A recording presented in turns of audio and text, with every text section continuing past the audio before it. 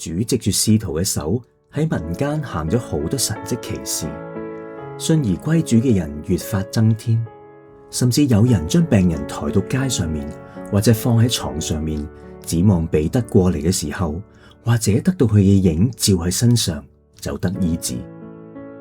仲有好多人帶住病人同被污鬼纏住嘅人，從耶路撒冷周圍嘅城邑嚟到，佢哋全部都得到醫治。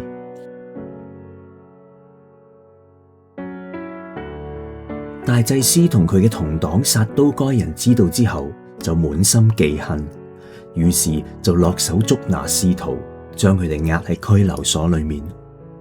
但係主嘅使者夜間開咗家門，領使徒出嚟。主嘅使者話：你哋去企喺聖殿裏面，將呢個生命嘅道都講俾百姓聽。使徒聽咗呢句話，喺天快亮嘅時候，就入到聖殿裏面去教訓人。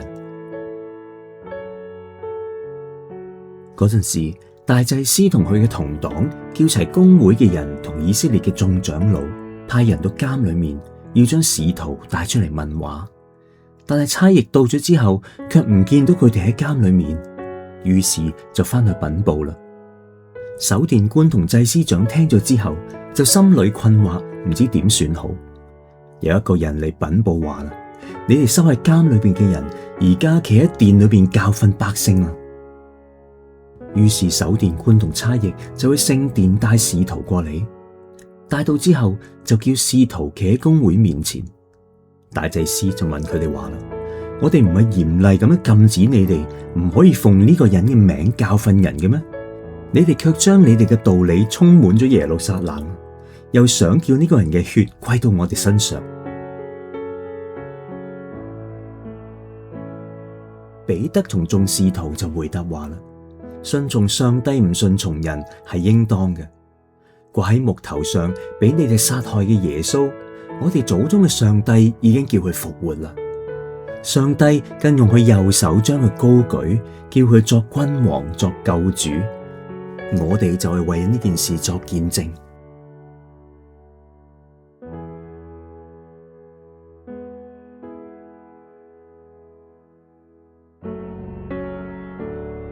公會嘅人聽見就極其惱怒，想要殺佢哋。但係有一個法利賽人名叫加瑪列，佢係眾百姓所敬重嘅律法教師。佢喺公會度企起身，吩咐人將使徒暫且帶到外面。跟住佢就對眾人話啦：關於呢啲人，你哋應當小心處理。你哋記得從前有兩個人，一個叫道達，一個叫猶大。佢哋都引誘百姓跟從佢哋，跟從佢哋嘅有幾百人。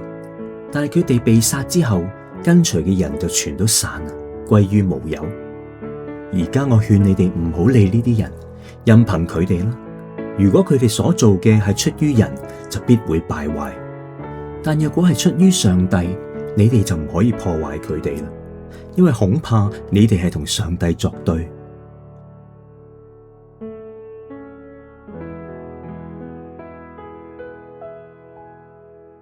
公會嘅人就聽從咗加瑪列，於是就叫咗使徒嚟，將佢哋鞭打一番，再吩咐佢哋唔可以再奉耶穌嘅名講道，跟住就將佢哋釋放啦。